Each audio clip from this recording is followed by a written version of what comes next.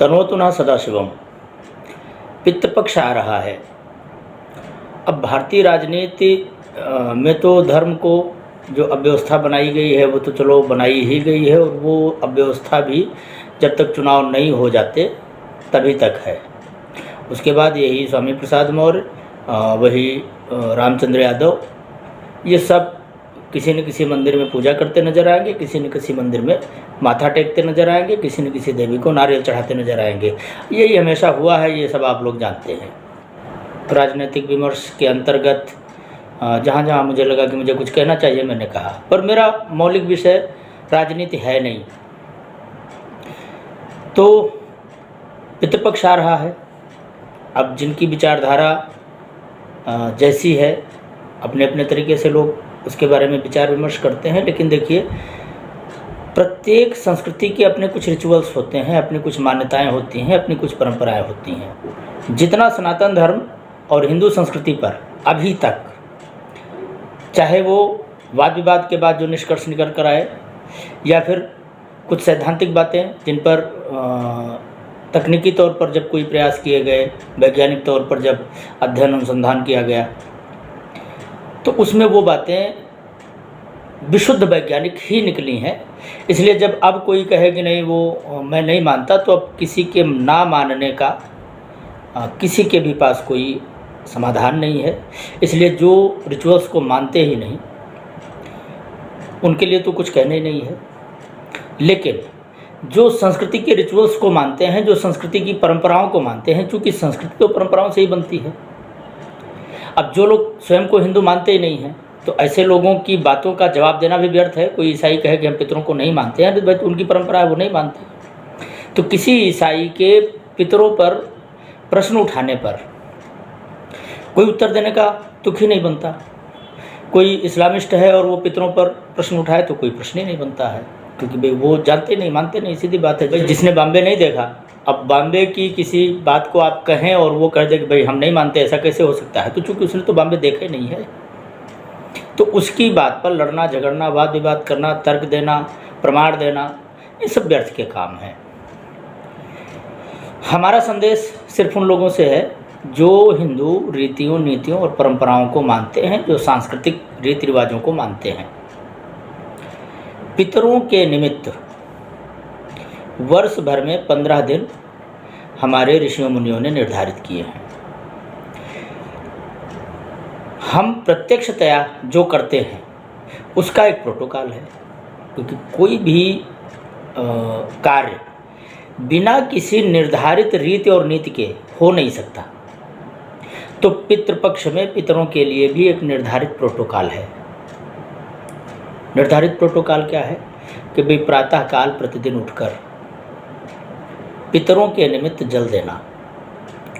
अब उसके लिए एक तरीका है कि जो वैदिक तरीका है, उसमें विश्वदेव को, यम को, उसके सप्तऋषियों को और फिर पितरों को जल दिया जाता है। उनके अपने विशिष्ट मंत्र हैं, कुछ नाम मंत्र हैं, कुछ कैसे भी हैं। लेकिन अब वैदिक तरीका हर व्यक्ति को तो आता नहीं।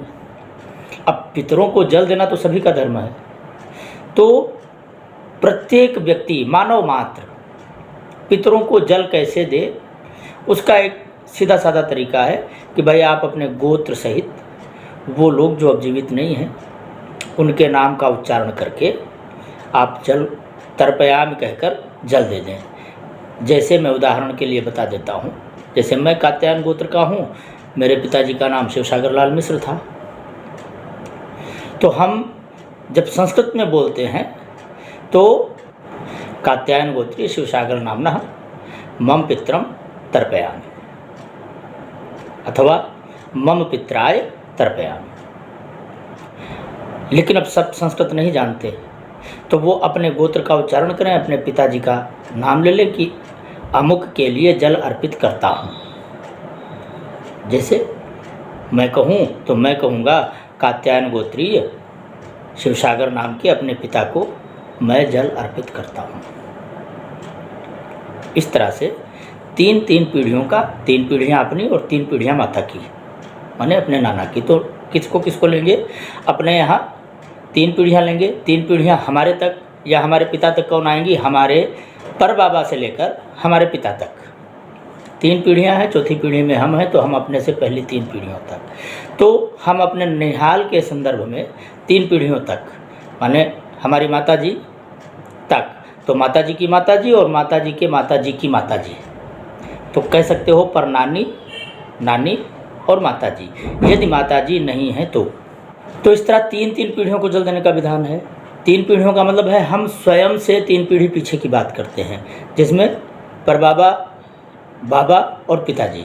अगर पिताजी जीवित हैं तो परबाबा और बाबा, उससे पहले के नाम अगर हमें याद हैं तो अच्छी बात है, नहीं याद हैं तो कोई बात नहीं। तो हम 3 पीढ़ियों को जलांजलि देते हैं सुबह। अब उसमें कोई नियम नहीं है, आप तिल चावल डाल लें, एक सामान्य सा विधान है कि भाई तिल चावल और जल, कुछ भी नहीं है तो आप किसी झंझट में ना पड़ें, लेकिन जलांजलि तो दें ही। अब विधान जो पितरों का तर्पण का विधान है कि भाई पूर्व मुँह होकर किसको जलांजलि दी जाएगी, उत्तर को मुँह करके किसको जलांजलि दी जाएगी, पश्चिम को मुँह करके किसको जलांजलि दी जाएगी, दक्षिण को मुँह करके किसको जलांजलि दी जाएगी, किसको सभ्य होकर दिया जाएगा, किसको अपसभ्य होकर दिया जाएगा, तो आप इस झंझट में ना पड़ें। पूर्व को मुँह करके अपने माता पिता, अथवा माता पिता जीवित हैं तो दादा दादी, नाना नानी, परदादा परदादी, परनाना परनानी, इनको नित्य जल देना है। और उसके बाद ही आप अपने कपड़े बदलें। माने ये सारा काम, जल देने वाला जो काम है वो गीले कपड़े ही होता है, आप कपड़े वपड़े चेंज करके और फुर्सत में नहीं कर सकते। इसके पीछे कुछ कारण हैं जिन पर विमर्श करने का अभी हमारा कोई इरादा नहीं है। तो ये तो हो गया कि भाई 15 दिन आपको जलांजलि देनी ही देनी है, यदि आप हिंदू परंपराओं को मानते हैं तो। जो लोग नहीं मानते हैं उन लोगों को इस पर किसी तरह का तर्क इसलिए करने की ज़रूरत नहीं कि वो मानते नहीं हैं। जो मानते हैं वो, उन्हें अधिकार है कि वो कोई विमर्श करना चाहें। फिर बात आती है श्राद्ध की। श्राद्ध किस दिन किया जाता है, ये भी एक बड़ा तकनीकी विषय है। जैसे कुछ लोग पूछते रहते हैं कि हम अपने पिताजी का श्राद्ध करें कब करें, हम अपने नाना का श्राद्ध कब करें। श्राद्ध का नियम यह है कि जिसका जिस दिन अग्नि संस्कार हुआ था, तो भिन्न भिन्न दिनों में अग्नि संस्कार हुए हो सकते हैं। अब वहाँ दिनों का तो कोई विधान है नहीं, वहाँ तिथियों का विधान है। प्रतिपदा से लेकर अमावस्या तक के बीच की कोई न कोई तिथि में ही सभी का अग्नि संस्कार हुआ है। तो जिस तिथि को अग्नि संस्कार हुआ, जिस तिथि को अग्निदाह हुआ, वही तिथि श्राद्ध के दिन ली जाती है। दिन नहीं लिया जाता, तिथि ली जाती है। ये नियम भी पुरुष पितरों पर लागू होता है।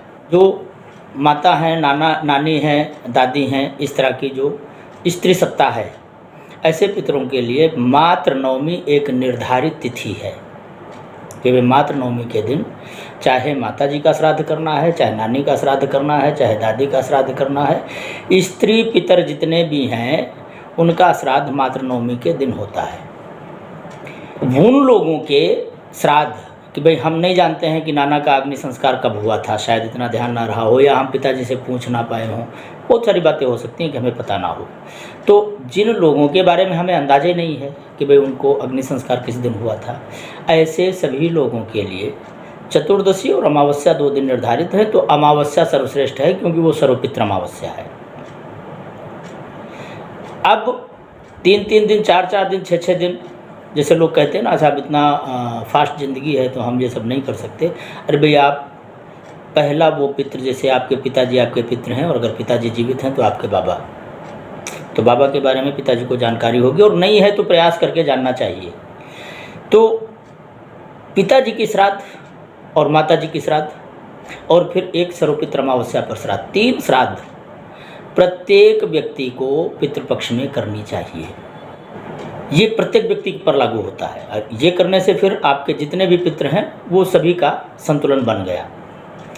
सूर्य के माध्यम से विश्वदेव को पहुंचता है, विश्वदेव के माध्यम से पितृलोक पहुंचता है, पितरों में जाकर आपने जिन गोत्र और जिन नाम को लिया है उन्हीं को पहुंचता है। तो ये सारी बातें हो जाती हैं कि आपका कोई भी पितृ अतर्पित नहीं रहा। लेकिन श्राद्ध वाले दिन भी श्राद्ध कैसे करें, ये भी एक तकनीकी बात है कि भाई हम बना बनाया भोजन, बहुत सारी जगहों पे मैंने महानगरों में देखा है कि भाई वो बना बनाया भोजन होटल से लिए और किसी ब्राह्मण को पकड़ाए। तो इस तरह जो श्राद्ध किया जाता है, ये दरअसल भोजन नहीं दिया जा रहा है, ये भोजन कुत्तों को डाला जा रहा है। श्राद्ध करनी है तो उसमें प्रमुख बात श्रद्धा ही है। यदि आपके पास श्रद्धा नहीं है तो आप श्राद्ध से चक्कर में ना पड़ें। जिनके पास श्रद्धा का अभाव हो, ऐसे लोगों के लिए श्राद्ध ही नहीं। श्राद्ध का तो आधार ही श्रद्धा है। तो यदि आप श्राद्ध करते हैं तो पहली बात है कि आपको अपने पितरों में श्रद्धा कितनी है। आपको अपने माता पिता, अपने दादा दादी, अपने नाना नानी के प्रति श्रद्धा कितनी है, ये प्रमुख बात है। और यदि श्रद्धा है तो फिर जो श्राद्ध है उसमें विधिवत ब्राह्मण को आमंत्रित करना, और जिस दिन ब्राह्मण आए उस दिन विधिवत भोजन बनाना। और वो ब्राह्मण यदि स्वयं भोजन बनाना चाहे तो ब्राह्मण स्वयं बनाए। इसमें कोई तर्क और बुद्धि ना लगाओ कि नहीं साहब हमारा बनाया क्यों नहीं खाओगे, उनका बनाया क्यों नहीं खाओगे। ये सब बेवकूफ़ी की बातें हैं। हमको अपनी परंपराओं का सम्मान करना चाहिए। और जो लाखों करोड़ों वर्षों से परंपराएं चली आ रही हैं और लोग उनका पालन करते चले आ रहे हैं, तो या तो आपके हिसाब से वो सब गधे थे, आप अक्लमंद हैं, तो फिर तो बातें खत्म हो गई। जब सारा संसार बेवकूफ़ है, तुम ही अक्लमंद हो, तब तो कोई बात नहीं है। और अगर ये है कि नहीं आप रीतियों नीतियों का पालन करना जानते हैं और चाहते हैं कि आपका पिता, आपका बेटा भी आपके प्रति ऐसा ही भाव रखे, तो पहले बीज तो बो। तो ब्राह्मण को बुलावें, उससे उस दिन विशेष तर्पण करवावें। वो ब्राह्मण अपने तरीके से आपके घर में आकर तर्पण आपसे करवाए। उसके बाद भोजन परोसकर जो भोजन का प्रथम 5 ग्रास हैं वो अग्नि में समर्पित करें। जो भिन्न अन्य जो निकाले जाते हैं ग्रास, गाय के लिए, कुत्ते के लिए, कौवे के लिए, इस तरह से जो पंच योनियों के लिए निकाले जाते हैं वो निकाल दे। उसके बाद ब्राह्मण भोजन करे और उसके बाद आप यथासाधु से दक्षिणा दें, वस्त्र दें, जो दे सकते हैं दें। तो पितृपक्ष का इस तरह से पालन करने से पितृ प्रसन्न होते हैं। अब कोई ये कह सकता है कि भाई पितृ प्रसन्न होते हैं, इसकी गारंटी क्या है? तो मैं कहता हूँ कि तुमको आज शाम को तुम्हारी पत्नी खाना देगी, इसकी गारंटी क्या है? इसलिए इस गारंटी के चक्कर में ना पड़ो। पितृ प्रसन्न होते हैं कि नहीं होते हैं। तुम अपना कर्तव्य पितरों के प्रति मानते हो तो करो, अगर तुम ना मानते हो तो ना करो। जब तुम्हारे घर में तुम्हारा बेटा तुमको अपने पिता का, अपने नाना का, अपने दादी का, अपनी नानी का श्राद्ध करता देखेगा तो उसको भी तुम्हारे बाद अमर नहीं हो, तुम्हारे बाद इस श्राद्ध के बहाने याद करेगा तुम्हारा बेटा।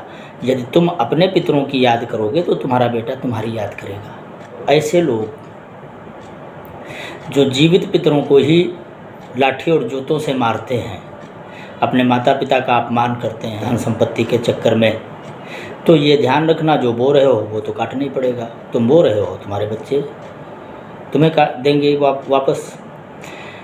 और ऐसे लोगों का श्राद्ध करना कोई मायने नहीं रखता, वो करें ना करें। हाँ, जो लोग आस्थावान हैं, जो लोग संस्कृत हैं, सभ्य हैं, सज्जन हैं, ऐसे लोगों का दिया श्राद्ध ही पितृ ग्रहण करते हैं। और यदि पितृ प्रसन्न होते हैं तो वो धन धान्य और संतान की समृद्धि देते हैं। एक व्यावहारिक सा उदाहरण मैं दे देता हूँ। श्राद्ध का अपलाप करने से आज प्रायः लोग संतानहीन हो रहे हैं। ये एक भौतिक सत्य है। अब मेडिकल साइंस के हिसाब से आप चाहे जो कुछ उसे मान लो, हम धार्मिक और धर्मनिष्ठ लोग मानते हैं कि पितरों का अपमान इसमें एक बहुत बड़ा कारण है। तो पितृ श्राद्ध विधिवत करें। 15 दिन ऐसे नहीं हैं जिनमें आपका सारा संसार खत्म हो जाएगा। 10 मिनट का काम है, स्नान करने के तुरंत बाद साथ में ही जलांजलि दे देना। अब अगर तुम इतने बड़े अमेरिकन हो गए हो कि साहब तुम नहाने के बाद 3, 5, 7, 10 अंजलि जल सूर्य के सामने गीले कपड़े पहनकर नहीं दे सकते, तो फिर तुम्हें निकृष्ट के सिवाय और कुछ नहीं कहा जा सकता। इसलिए कम से कम वर्ष में जो 15 दिन अपने वंश परंपरा के प्रति गर्व की अनुभूति करने का दिन आता है, अपने पितरों के प्रति श्रद्धा अर्पित करने का दिन आता है, जिसमें तुम्हारा कुछ नहीं लगता।